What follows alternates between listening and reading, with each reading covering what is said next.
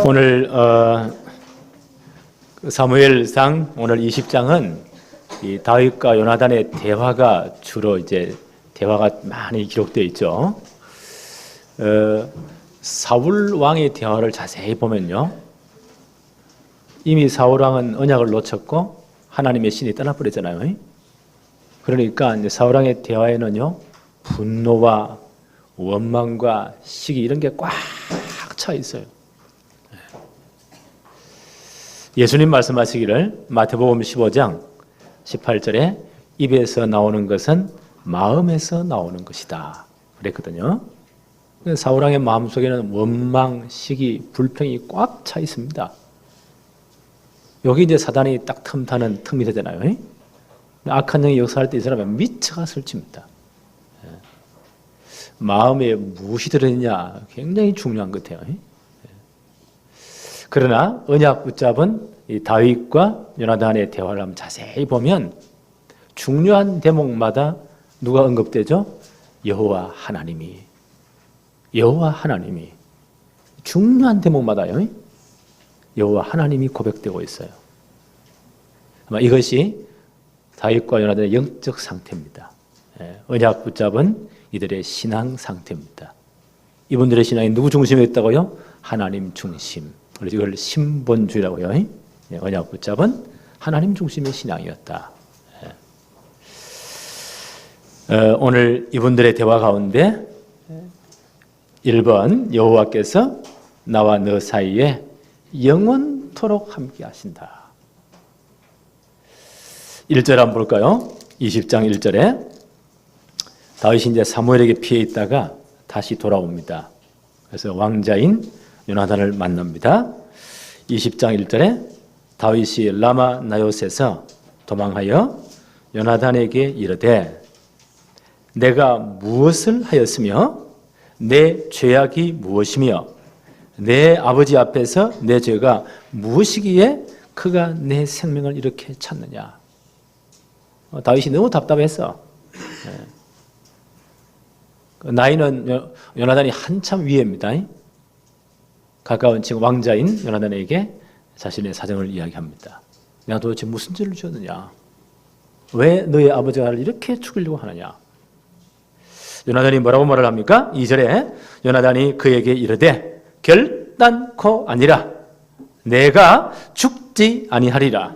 내 아버지께서 크고 작은 일을 내게 알리지 아니하고는 행하지 아니하나니 내 아버지께서 어찌하여 이 일을 내게 숨기리요? 그렇지 아니하리라. 요나단이 위로합니다. 우리 아버지는 단순하기 때문에 전부 다 내게 말을 한다. 그때 너에게 다 알려서 피할 길을 잃을 것이니까 절대 너는 죽지 않는다. 다윗이 자기 심정을 토로합니다. 3절 한번 볼까요? 다윗이 또 맹세하여 이르되 내가 내게 은혜 받은 줄을 내 아버지께서 밝히 알고 스스로 이르기를 요나단이 슬퍼할까 두려운 적 그에게 이것을 알리지 아니하리라 함이니라.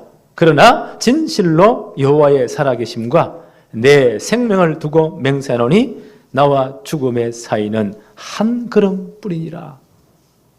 나와 죽음의 사이는 한 걸음밖에 없다. 다윗이 이렇게 지금요 그 생명의 위협이 경각에 달려 있는 거예요. 나는 그런 상태에 있지 않냐. 그래서 다윗이 이제 이런 제의를 합니다. 내 아버지께 알아봐라. 그 매월 초하룻날, 그 월삭이라 해요. 매월 한 달이 시작되는 초하룻날에는 아마 왕과 함께 모든 중요한 신하들이 국내 대신들이 함께 식사를 하는가 봐요. 그 자리에 나는 못 나간다. 내 아버지가 사울 왕이 내게 묻거든 내가 우리 고향 베들레헴에 우리 가족들의 회의가 있어서 갔다고 해라. 그때 사울 왕이 인정한다. 좋은 일이다. 그러면 내가 안전할 것이고 화를 내면 그 사울 왕이 나를 죽이려고 결심한 것이 절대 풀리지 않았다. 그때 알려달라. 그런 말을 다윗이 이제 제안을 합니다. 9절 한번 볼까요? 요나단이 이르되 이 일이 결코 내게 일어나지 아니하리라. 내 아버지께서 너를 해하려 확실히 결심한 줄을 알면 내가 내게 와서 그것을 내게 이르지 아니하겠느냐. 그러면서 이제 이 두 분이 아무도 없는 들판으로 나갑니다.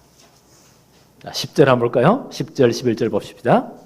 다윗이 요나단에게 이르되 내 아버지께 혹 음하게 내게 대답하면 누가 그것을 내게 알리겠느냐 하더라. 11절 요나단이 다윗에게 이르되 오라 우리가 들로 가자 하고 두 사람이 들로 가니라. 그래서 엄밀한 맹세를 합니다. 13절 한번 볼까요? 그러나 만일 내 아버지께서 너를 해치려 하는데도 내가 이 일을 내게 알려주어 너를 보내어 평안히 가게 하지 아니하면 여호와께서 나 요나단에게 벌을 내리시고 또 내리시기를 원하노라. 여호와께서 내 아버지와 함께 하신 것 같이 너와 함께 하시기를 원하노라. 그러면서 중요한 말을 해요. 14절 봅시다.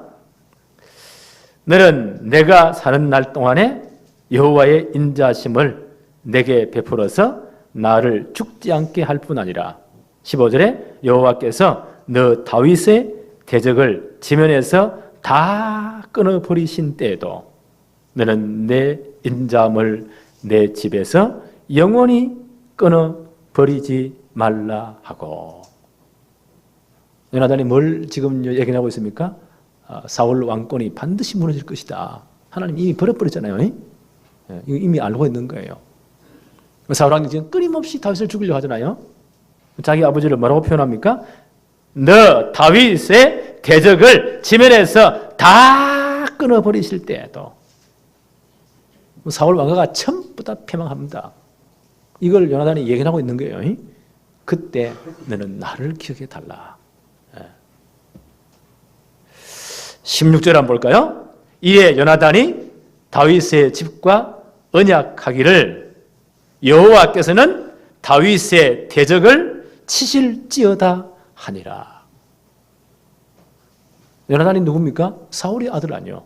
그렇죠? 다윗만 없애버리면 자기 왕이 될 사람입니다. 왕세자입니다. 근데 뭐라고 말하죠? 그 아버지는 이미 하나님이 버리셨단 말이에요. 자기 왕이 돼 하나님이 왕으로 예선한 다윗을 지금 죽이려고 지금 미쳐 설치잖아요. 이걸 다 알고 있습니다.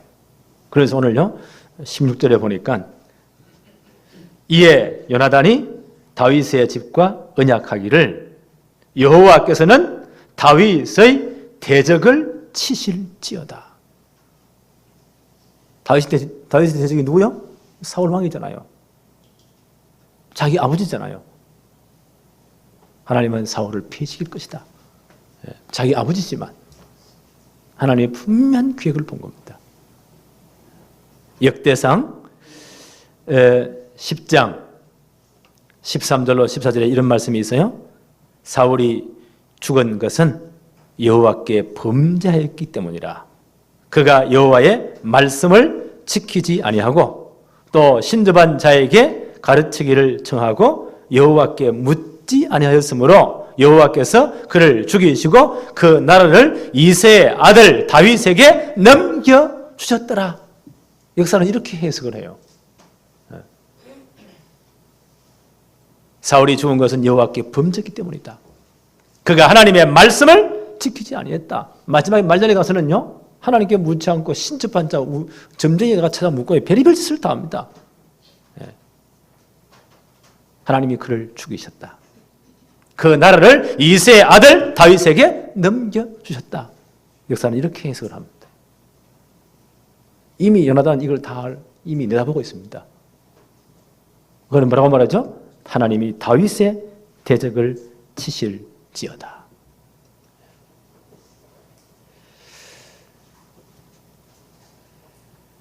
어, 17절부터 한번 볼까요? 다윗에 대한 요나단의 사랑이 그를 다시 맹세하게 하였으니 이는 자기 생명을 사랑함 같이 그를 사랑함이었더라. 18절에 요나단이 다윗에게 이르되 내일 초하루인즉 내 자리가 빔으로 내가 없음을 자세히 물으실 것이다. 내일 좌로돼서 전 이제 이 국내 대신들이 사울왕의 중요한 참모들이 함께 식사를 해요. 그때 다윗이 빠진다고 했잖아요. 자세히 물을 것이다. 그러면 만약에 내 아버지가 불같이 화를 내면 너를 죽이기로 결심한 것이 변하지 않으면 이렇게 하자. 사흘 뒤에 요새에서 만나자. 너는 요 숲풀에 다 숨어 있으라. 내가 내 종 아이 하나를 빨리 뛰가게 하고 뒤에서 화살을 쏠 것이다. 3번을 쏠 것이다. 그래서 얘가 이제 막 화살 찾아 뛰가잖아요. 화살이 뚝 떨어지면 걔한테 말하기를 화살이 너 뒤에 있지 않냐? 주워 오너라. 그러면 우리 아버지가 너를 죽이는 마음이 없는 줄 알아라. 내가 화살을 쏘아가지고 그 아이 위로 쏘아가지고 저 멀리 떨어뜨려서 화살이 너 앞에 있지 않냐? 빨리 가서 앞에 가서 주워 오너라. 이렇게 말하면 우리 아버지가 너를 죽이기로 결심한 걸 알아라. 너의 길로 가라. 이걸 약조하자.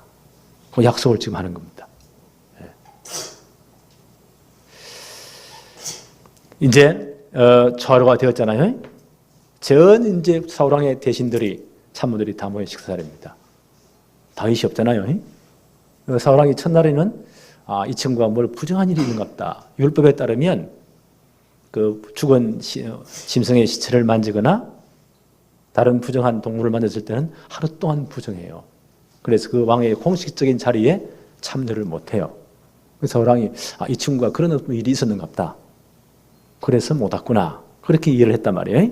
그 다음날 또 다윗 자리가 비어있단 말이에요. 다윗을 제일 잘하는 사람이 자기 아들 요나단이잖아요. 묻습니다. 이새의 아들이 어디 갔냐? 아니 이놈이 왜 안 보이냐? 그때 이제 요나단이 다윗과 약조한 그 말을 하잖아요. 그가 내게 간청했습니다. 그의 고향에 갔는데 아마 요 월초에는 전 가족들이 모여서 하나님께 제사하는 예배를 하는데 큰형이 오라고 했습니다. 그래서 아마 간 것 같습니다. 내게 보고하고 갔습니다. 그때 사울왕이 불같이 화를 냅니다. 그 부분 한번 볼까요? 사무엘상 20장 30절에 그 아들에게 어마어마한 화를 냅니다. 사울이 요나단에게 화를 내며 그에게 이르되 패역 무도한 계집의 소생아. 아예 막 요나단의 어머니까지요 막 사잡아가지고 패역 무도한 계집의 소생아. 내가 이새의 아들을 택한 것이 내 수치와 내 어미의 벌거벗은 수치됨을 내가 어찌 알지 못하느냐. 이건요 사람이 할 수 있는 최고의 치욕적인 욕이요. 요나단의 어머니까지 사잡아가지고 안 그래요. 이 망할 년의 자식아 그 말이요. 우리 말하면 이 빌어먹을 놈아. 하여튼 모든 욕을 다 동원한 겁니다. 31절 보세요. 이새의 아들이 땅에 사는 동안은 너와 내 나라가 든든히 서지 못하리라. 그런즉 이제 사람을 보내어 그를 내게로 끌어오라. 그는 죽어야 할 잔이라 한지라. 이 사람이 얼마나 지금 화를 냅니까? 네가 그 놈을 살려두는 것은 네 자리를 빼앗기는 것이다. 네가 어찌 그걸 알지 못하느냐? 그는 반드시 죽어야 된다. 그놈이 살아있는 한 내 왕권이 든든하지 못하다. 그를 당장 잡아오너라. 이때 요나단이 이제 자기 아버지 마음에 본심을 알았잖아요. 죽으려고 하는구나. 계속 한번 볼까요? 32절에 요나단이 그의 아버지 사울에게 대답하여 이르되 그가 죽을 일이 무엇이니까? 무엇을 행하였나이까? 다윗은 골리앗 물리친 것밖에 없잖아요. 나라를 최고무기에 살렸잖아요. 그를 아주 중요한 군대 요직에 임명했을 때 다윗은 가는 곳곳마다 혁격한 공을 세웠잖아요.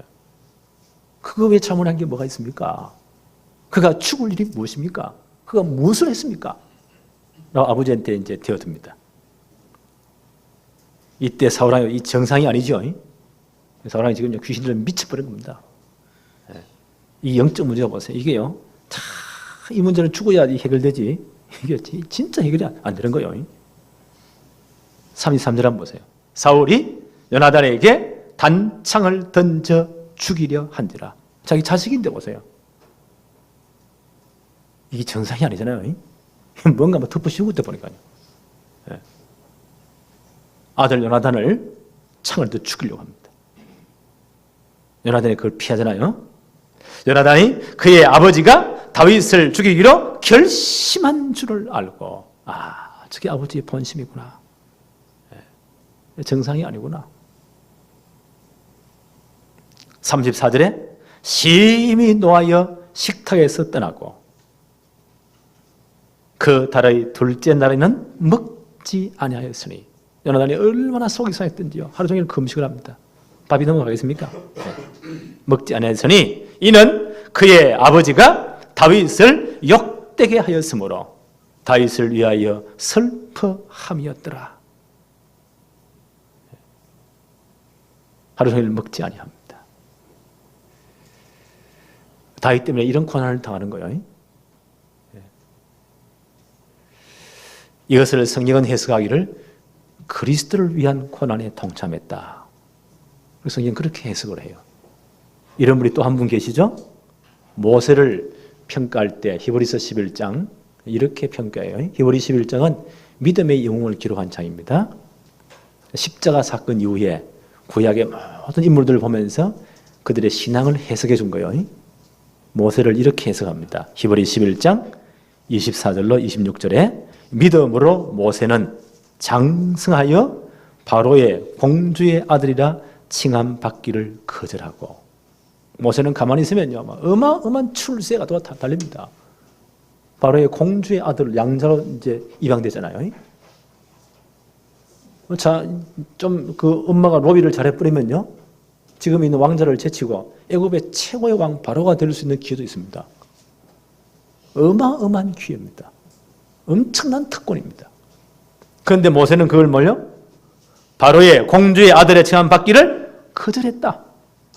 도리어 하나님의 백성과 함께 고난받기를 잠시 죄악의 낙을 누리는 것보다 더 좋아했고, 우리가 쫓겨 망명생활 40년 광야에 죽도록 고생하잖아요.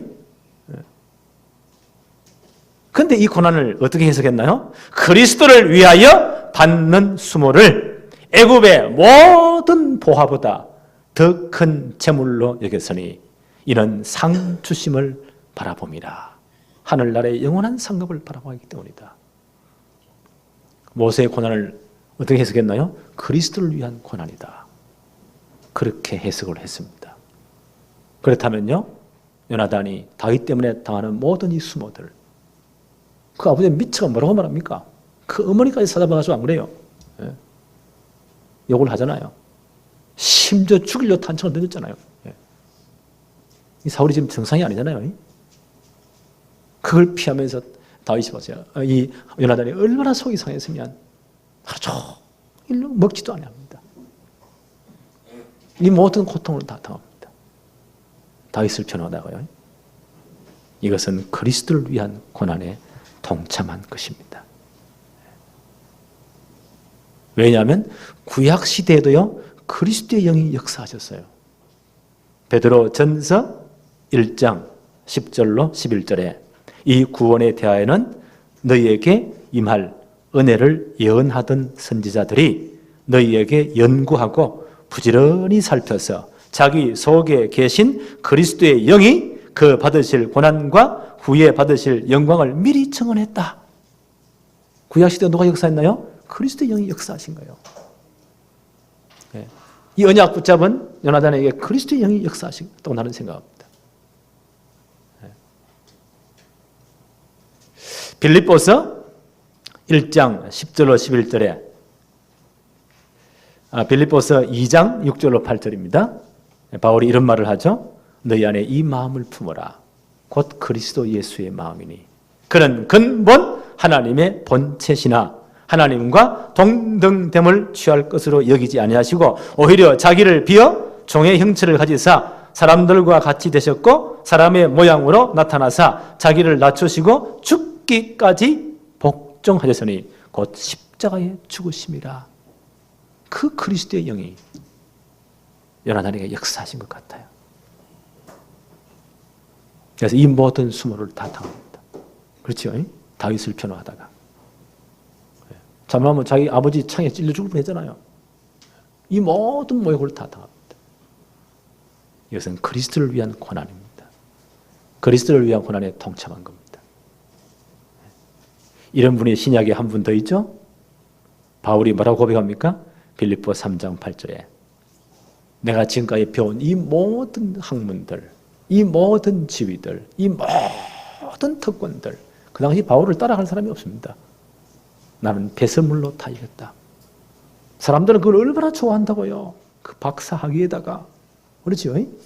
어마어마한 명예에다가, 엄청난 가문에다가 대단했습니다. 사람들은 그거 자랑하잖아요. 그것 때문에 생을 걸잖아요. 그 모든 것을 나는 배설물로 다 버렸다. 왜냐하면 내 주 예수 그리스도를 아는 지식이 가장 고상하기 때문이라. 최고 지식이 예수 그리스도. 그를 위해서 모든 것 다 버렸다. 그리스도를 얻었기 때문이다. 빌립보 3장 9절에는요. 내가 그 안에서 발견되기 원한다. 최고의 부르심. 빌립보 3장 12절에 내가 이미 얻었다함도 아니요 온전히 이뤘다함도 아니다. 오직 내가 그리스도 예수께 잡힌 바 된 그것을 잡으려고 지금도 달려간다. 나는 최고의 계획 붙잡았다. 그리스도에 붙잡은 그 계획, 세계복음화 나는 붙잡았다. 빌립보 3장 14절에 표대를 향하여 그리스도 예수 안에서 하나님이 위에서 부르신 부름의 상을 위하여 지금도 달려가고 있다. 위에서 부르신 부름의 상. 그거 붙잡았다. 사람들의 칭찬이 필요 없다. 사람들 알아주는 것도 필요 없다. 바울이 이 고백을 하잖아요. 그러면서 빌립보 3장 20절에 우리의 시민권은 하늘에 있다. 우리의 수속은 하나님의 나라다. 아마 요나단이 이 신앙을 소유한 것 같아요. 요나단이 다윗이라는 모든 모욕을 다 당한 것은 그리스도를 위한 고난에 동참한 것입니다. 그렇죠? 난 이거 보면서 이야 참 놀랍다. 이런 사람은 세상이 감당하지 못합니다. 세 번째, 언약을 붙잡은 믿음입니다. 사무엘상 20장 35절부터 한번 볼까요? 아침에 요나단이 작은 아이를 데리고 다윗과 청한 시간에 들로 나가서 3일 뒤에 다시 만나 약속했잖아요. 우리 아버지 상황을 내가 자세히 알아보고 그때 말해주구마. 3일 뒤에 이 자리에서 만나자. 아이를 데리고 갑니다. 그 아이가요, 내가 쏜 화살을 찾아오느라 하고 뒤에서 요나단이 화살을 쏩니다. 아이 머리 위로 쫙 멀리 쏩니다. 그 화살이 떨어진 아이도 도착을 못해서요. 그러니까 너 앞에 저 멀리 있지 않느냐. 빨리 달려가서 화살을 쏘느라. 얘는 정말 정신없이 달려가서 화살을 주워서 이렇게 오는 거예요. 다른 사람이 볼 때는요, 아, 저 연습하는구나. 그렇게 전혀 눈치를 못 채잖아요. 연습하는구나. 그리고는 다윗이 딱 숨어서 다 봤잖아요. 아, 사울이 나를 죽이려고 하는구나. 아이에게 화살이야 자기 모든 무기를 들려서 성읍으로 돌려보냅니다. 단 둘만 남았습니다. 다윗이 이제 요나단과 마지막 이 땅의 마지막 이별이요.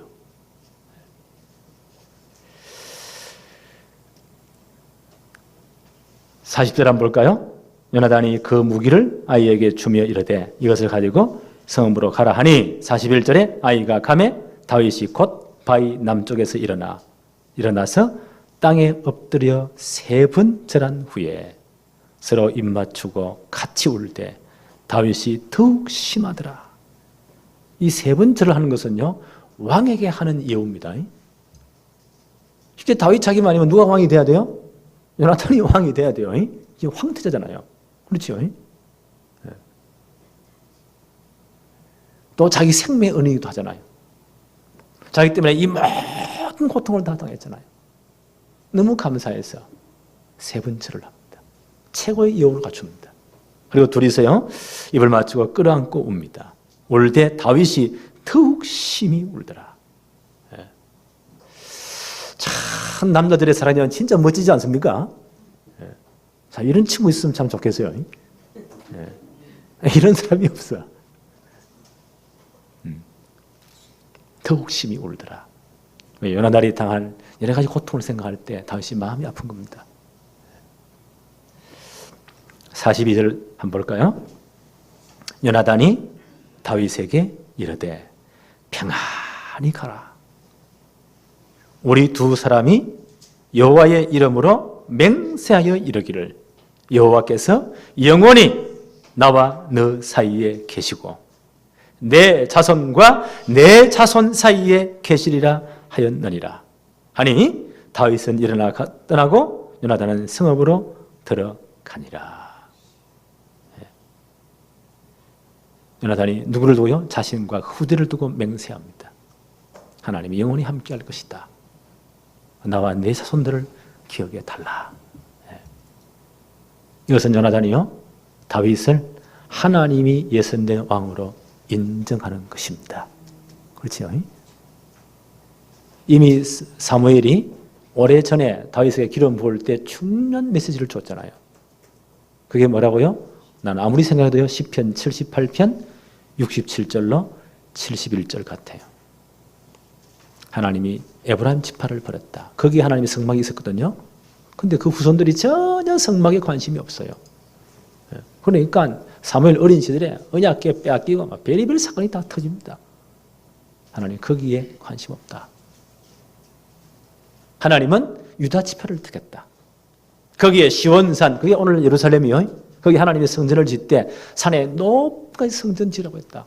그 성전은 아무나 못 지어요. 왕이 되어야만이 왕권을 가지고 국책 사업으로 성전을 지을 수가 있어요.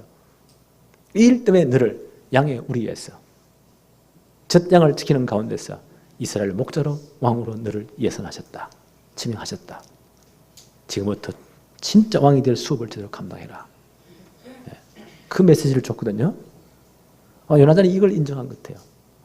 이 사람이 장차 왕이 되어서 하나님이 택한 왕이 되어서 성전을 지을 사람이구나. 왜 성전 지어야 되죠? 성막 성전이 뭐예요?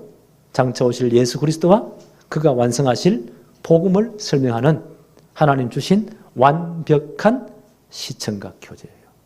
그래서 성전이 중요한 거예요. 거기서 전 백성이 피제사에 참여하면서 오실 메시아 그리스도를 바라봐야 돼요. 그리스도를 전 세계에 증거해야 돼요. 이것 때문에 하나님이 다윗을 왕으로 이미 선택해 놓았구나. 바로 이 사람이구나. 그래서 또 요나단이 다윗을 보호하는 겁니다. 모든 모욕을 다 당하는 겁니다. 그것은 그리스도를 위한 고난에 동참한 겁니다. 이 다윗은요 그리스도의 조상일 뿐 아니라 그리스도를 예표하는 인물입니다. 그걸 인정하는 겁니다. 그래서 요나단이 이 모든 헌신한 것은요 그리스도를 위한 헌신이요 복음을 위한 헌신입니다. 이것은 결코 그냥 끝나는 법이 없습니다. 마태복음 10장 40절로 42절에 이렇게 말씀하셨습니다. 예수님께서 직접 말씀하셨죠. 너희를 영접하는 자는 나를 영접하는 것이요 복음 전하는 자들을 영접하는 자는 주님을 영접하는 것입니다. 나를 영접하는 자는 나 보내신 이를 영접하는 것이니라.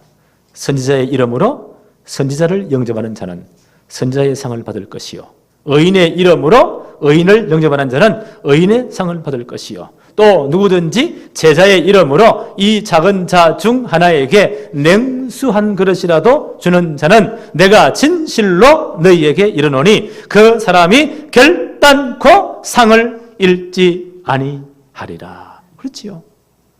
전도자를 위해서 냉수 한 그릇 주는 것도 결단코 상을 잃지 않겠다. 하물며 그리스도를 예표하는 인물이잖아요. 그렇죠? 장차 오실 그리스도와 그가 와서 복음을 설명하는 성전을 지어야 될 중요한 인물이잖아요. 그를 보호했다. 그를 위해 생을 걸고 보호했다. 이건 엄청난 축복이고 상급입니다. 바울의 그 세계복음화 중에 잊지 못할 많은 분이 있는데요. 그 중에 한 분을 이렇게 소개합니다. 브리스길라 아굴라 부부입니다. 로마서 16장 3절 4절에 이렇게 소개합니다. 너희는 그리스도 예수 안에서 나의 동역자들인 브리스가와 아굴라에게 문안해라. 이분은 부부입니다. 그들에게 문안해라. 나의 동역자들인 브리스가와 아굴라에게 문안해라. 그들은 내 목숨을 위하여 자기들의 목까지도 내어 놓았나니 나뿐 아니라 이방인의 모든 교회도 그들에게 감사하느니라. 바울의 생에 잊지 못할 사람들이 많이 있었습니다. 그분들을 소개하면서요, 로마서 16장에 두 번째 소개한 분이 누구냐? 브리스길라 아굴라 부부예요. 이분들을 바울이 어떻게 소개했죠? 그들은 내 목숨을 위하여 자기의 목이라도 내어 놓았나니. 정상적으로 쓴다면요, 이렇게 써야 돼요. 그들은 복음을 위하여, 혹은 그들은 하나님의 나라를 위하여, 혹은 그들은 복음 증거를 위해서, 우리가 말하는 세계 복음화를 위해서 목을 내놓았다. 이렇게 써야 되는데요, 바울이 특별히 그렇게 쓰지 않았어요. 그들은 내 목숨을 위하여 자기들의 목까지도 내어 놓았나니. 나는 특별한 의미가 있다고 생각해요. 세계 복음화를 주의 종 바울을 돕는 것은 주님을 돕는 것입니다. 그렇죠? 그리스도를 위한 헌신입니다. 그래서 그들은 내 목숨을 위하여 자기의 목까지도 내어놓았다. 나뿐 아니라 이방인의 모든 교회도 그들에게 감사하느니라. 그들 때문에 세계 복음화, 이방인 복음화 된 겁니다. 그들의 헌신 때문에. 역사 기록 보면요, 하나님 이 가정을 얼마나 축복했냐. 바울이 로마에서 이제 중요한 전도문이 열리면서 황제의 모든 비밀 문서를 담당한 특보, 이 양반이 예수 믿어버린 거예요. 그 당시 로마가 전 세계 군대를 다 보내잖아요. 로마의 군노가 전 세계 다 뻗어있는 거예요. 팍스 로마나, 로마의 길이 다, 모든 길이 로마로 통하는 거예요. 군대를 다 주둔시켰습니다. 대단한, 지금 미국 정도 하는 대단한, 그 비교가 안 될 나라입니다. 전 세계 보내면서요, 군대를 주둔시키면서, 그때는 다 텐트 문화 아닙니까? 그죠? 텐트를 다, 군 막사가 다 텐트예요. 그러니까 그 텐트를 만들어서 군납하는 것은 돈을 떼돈 버는 겁니다. 바울이 누구를 소개했을까요? 브리스길라 아굴라 부부를. 그때 고린도에 장사하고 있었거든요. 그분을 여기 소개합니다. 이 군납의 문이 열린 겁니다. 군수 사업은 무조건 또 현찰박치기요. 그 무조건 돈 벌게 되어 있습니다. 다시 부대를 로마로 돌아왔어요. 그 사람은 시대의 재물이 되는 겁니다. 그리고 끝까지 바울을 위해서 헌신했다고 합니다. 교회사는 그렇게 기록되어 있어요. 복음을 위한 헌신, 그리스도를 위한 헌신, 그리스도를 위한 수모, 고난, 결코 그냥 끝나지 않습니다. 오늘 이런 축복이 우리에게도 그대로 임하기를 바랍니다. 하나님 아버지 감사합니다. 오늘 최고의 날을 허락하시며 또 예배의 축복을 누리게 하심을 감사합니다. 요나단의 이 신앙의 결단을 통해서 그리스도를 위한 헌신이 어떤 것인지 깨닫게 하심을 감사합니다. 우리 아버지 하나님, 복음 때문에 냉수 한 그릇 준 것도 결단코 상을 잃지 않는데 우리가 정말 렘넌트 성공시대를 만들며 마지막 시대 세계복음을 주역으로 만들고 남북통일 이후에 저 북한 지하교회 남은 자들을 다 일으켜서 제대로 말씀으로 훈련시켜서 마지막 시대 세계복음을 할 수 있도록 하나님이 역사하여 주옵소서. 이 중요한 사명 때문에 우리 모든 자녀님들, 중직자님들, 성도들의 생업사업에 하나님이 하늘 보좌의 모든 창고를 열어 주옵시고 하나님이 마음껏 투자하여 주옵소서. 하나님 주신 것 가지고 우리가 마지막 시대의 세계복음을 위해서, 렘넌트 성공시대를 위해서 마음껏 헌신하도록 축복해 주옵소서. 복음을 위해서 마음껏 헌신하도록 축복해 주옵소서. 예수 그리스도 이름으로 기도하옵나이다. 아멘.